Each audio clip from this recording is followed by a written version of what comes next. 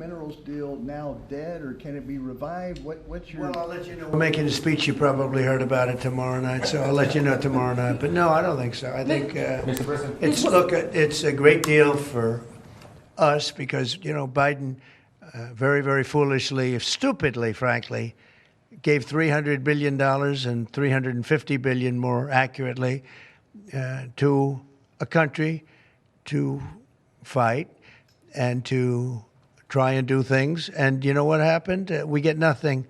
We get nothing. Just gave it. We could have rebuilt our entire U.S. Navy with $350 billion. Ukraine, sir, on Ukraine. Mr. President, what do you need to see from President Zelenskyy to restart these negotiations? Well, I just think he should be more appreciative because this country has stuck with them through thick and thin. We've given them much more than Europe, and Europe should have given more than us because, as you know, that's right there. That's the border. This country really was like the fence on the border. It was very important to Europe, and I'm not knocking Europe. I'm saying that they were a lot smarter than Joe Biden. It was 1 hour away from where China makes their nuclear weapons. We would have kept Bagram, one of the biggest air bases in the world. I want to see it end fast. I don't want to see this go on for years and years. Now, President Zelenskyy supposedly made a statement today in AP.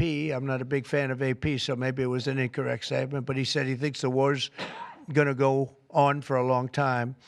And he better not be right about that. That's all I'm saying. Would that be concerning to Americans? Read the statement. That Russia says that your administration's foreign policy is, quote, largely in line with their vision. Well, I'll tell you what, I think it takes two to tango, and you're going to have to make a deal with Russia, and you're going to have to make a deal with Ukraine. You're going to have the assent, and you're going to have the consent from the European nations, because I think that's important, and from us. I think everybody has to get into a room, so to speak, and we have to make a deal. And the deal can be made very fast. It should not be that hard a deal to make. It can be made very fast. Now, maybe somebody doesn't want to make a deal. And if somebody doesn't want to make a deal, I think that person won't be around very long. That person will not be listened to very long because I believe that Russia wants to make a deal. I believe certainly the people of Ukraine want to make a deal. They've suffered more than anybody else. We talk about suffering. President Obama, they got a nice big submarine base, a nice big chunk of land where they have their submarines. You know that, right? Crimea. I can only say you can go back to Bush, you can go back to Obama, and go back to Biden. They took a lot. The only one they didn't get, you know what I gave them? I gave them anti-tank missiles. That's what I gave them. I gave them sanctions on Russia.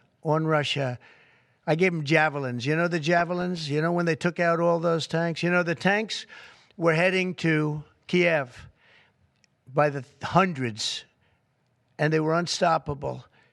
And I gave them javelins. So, you know, I really, Putin is the one that will tell you this has not been so good for them. The fact is that I just want fairness. I want fairness. But think of it. I gave Russia nothing except grief. I gave them nothing. I gave them sanctions and javelins. That's what I gave them. Except grief. I gave them nothing. I gave them sanctions and javelins. And let me tell you, we have to make a deal because there are a lot of people being killed that shouldn't be killed. But remember, Trump gave them nothing, and the other presidents gave them a lot. They gave them everything.